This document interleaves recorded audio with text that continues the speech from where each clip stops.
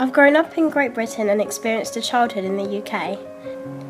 I've lived in the city and in the Great British countryside. I'm here to share the UK culture along with some of my favourite British things. Us Brits are renowned for our ability to queue up, so here's a quick list of my favourite things. I love pets, like my cat Kitty, and I love cycling. I love to read and I love to travel.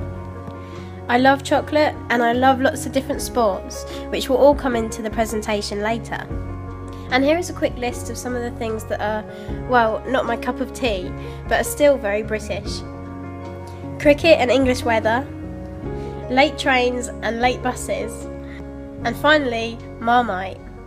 So, the typical British childhood, more specifically what I encountered during my young years of growing up. All cultures' love stories, and the main ones I had read to me were The Adventures of Tintin, Paddington Bear and Postman Pat. But my favourite books whilst growing up were Harry Potter novels by J.K. Rowling that have been translated into 67 languages and in 2008 had already sold 400 million copies. I remember waiting at midnight for the 5th and 6th books myself. Education played a vital role in the swift change from a very British childhood to adolescence. I remember in my education in the UK it often included a lot of reading and theatrical acting of Shakespeare, my favourite being A Midsummer Night's Dream. History lessons covering the Tudors, Egyptians and Queen Victoria, the longest reigning queen to date, and who was also on the face of Bombay sapphire bottles. Playing tennis during sports lessons and of course show and tell classes. Another huge part of my British school experience was going on school trips. These mainly included camping and visiting London's science and art museums, such as the National History Museum, Tate Modern and Tate Britain, and the Victoria and Albert Museum. As you can imagine, with a group of young adults and teachers, it was chaos. Obviously, the great British weather, of rain, became the main feature of the camping trips. Well, all school trips really. London tube stations became famous for the rushing and lateness, but it can also be quite an adventure if you get lost on Baker Street to Piccadilly Circus, like I did. As I became older, my schoolmates and I became more interested in the more adult humour programmes such as British Favourites, Fawlty Towers, Blackadder and Only Fools and Horses. Often a great talking point, as long as nobody spoilt the ending for me. My favourite TV programmes during childhood, however, were Brum, Thomas the Tank Engine, Bagpuss and Blue Peter. Sports played a vital role in my upbringing. I began to play hockey when I was 10 years old.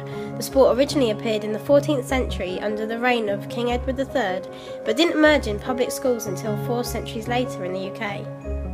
Other sports that are national favourite is of course football, not forgetting celebrity treasure David Beckham, who's also supposedly called Golden Balls by his wife and fashion designer Victoria Beckham. Rugby, the national sport of Wales, is a dynamic sport that is played in over 100 countries with 101 full members of the World Rugby. Food becomes a very popular conversation topic in England.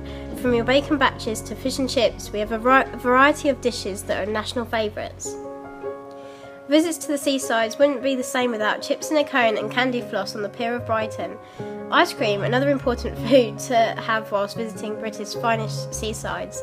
In London, during the 19th century, ice in America was imported into ice wells that was dug into the city of London. The world's first chocolate bar was made in Bristol in the late 1720s by Joseph Fry, of which the Cadbury brand took over shortly after, a British family-owned company. The finest of all, however, especially during childhood and bringing the family together on a Sunday meal times, is the essential roast dinner. Thanks to Queen Victoria I, mint sauce was a vital component of roast lamb, a traditional favourite meat of the roast dinner in UK. Finishing my school education, I had then the opportunity to consider university. Cambridge and Oxford might be the highlight heritage of education and pinnacle of Masters and PhD teaching, but it was my decision to go to Coventry. Now the 15th in the leading modern universities according to The Guardian, and to study media communications. As I began to travel and further my cultural knowledge, even by simply moving from the east of England to the Midlands of Coventry, the types of accents and slang became more prominent, from the Birmingham accent to the higher pitched Liverpool accent. Celebrities and star idols from Liverpool such as Sir Paul McCarthy, John Lennon and comedian John Bishop. It was during my university experience I began to understand more about the importance of travel and meeting new cultures.